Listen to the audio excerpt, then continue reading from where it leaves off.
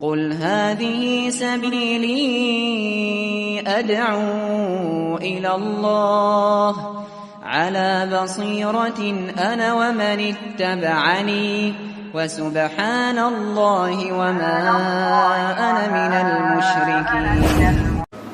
Jamaah yang dirahmati dan dimuliakan oleh Allah, ini menunjukkan keutamaan amalan di hari-hari tersebut. Maka daripada itu jamaah sekalian, Rasulullah sallallahu alaihi wasallam memerintahkan kepada umatnya untuk memperbanyak zikir kepada Allah Subhanahu wa taala, memperbanyak takbir kepada Allah Subhanahu wa taala, memperbanyak tahlil kepada Allah Subhanahu wa taala di hari-hari tersebut.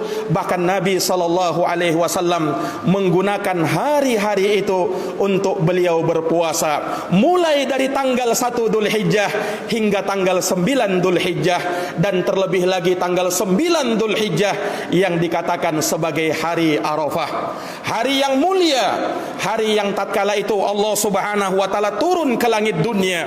Kemudian Allah Subhanahu wa taala berfirman, "May yad'uni fa astajibalah." Siapa yang berdoa kepadaku, aku akan kabulkan doanya. Wa may yas'aluni fa utiyah. Siapa yang minta kepadaku, aku akan beri permintaannya. Wa may yastaghfiruni fa aghfirlah. Siapa yang mohon ampun kepadaku, maka aku akan ampuni dosa-dosanya. Itu Allah Subhanahu wa taala nyatakan pada hari Arafah, hari yang mulia, hari yang bertepatan dengan tanggal 9 Dzulhijjah. Dan Nabi sallallahu alaihi wasallam menyebutkan keutamaan puasa di hari 9 Dzulhijjah, di hari Arafah. Kata Nabi sallallahu alaihi wasallam, "Ahtasibu 'ala Allah." Aku menyangka bahwa puasa tanggal 9 Dzulhijjah, puasa hari Arafah, yukaffiru sanatal madiyah wal baqiyah, akan menghapuskan dosa 1 tahun yang lalu dan 1 tahun yang akan datang.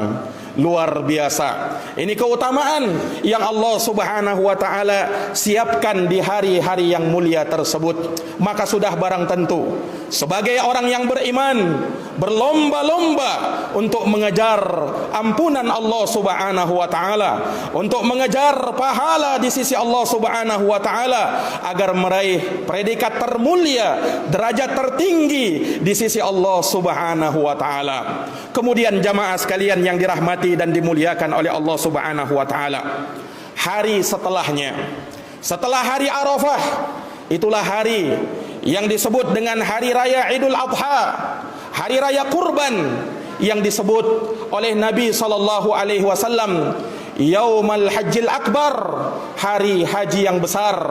Di hari itu Allah Subhanahu wa taala memuliakan hamba-hambanya tatkala mereka menyembelih ibadah, tatkala mereka menyembelih kurban untuk beribadah kepada Allah Subhanahu wa taala dalam rangka bertakarrub, dalam rangka untuk mendekatkan diri kepada Allah Subhanahu wa taala. Maka hari itu kaum muslimin selesai dari mereka menjalankan solat Idul Adha, maka mereka menyembelih ibadah kurban.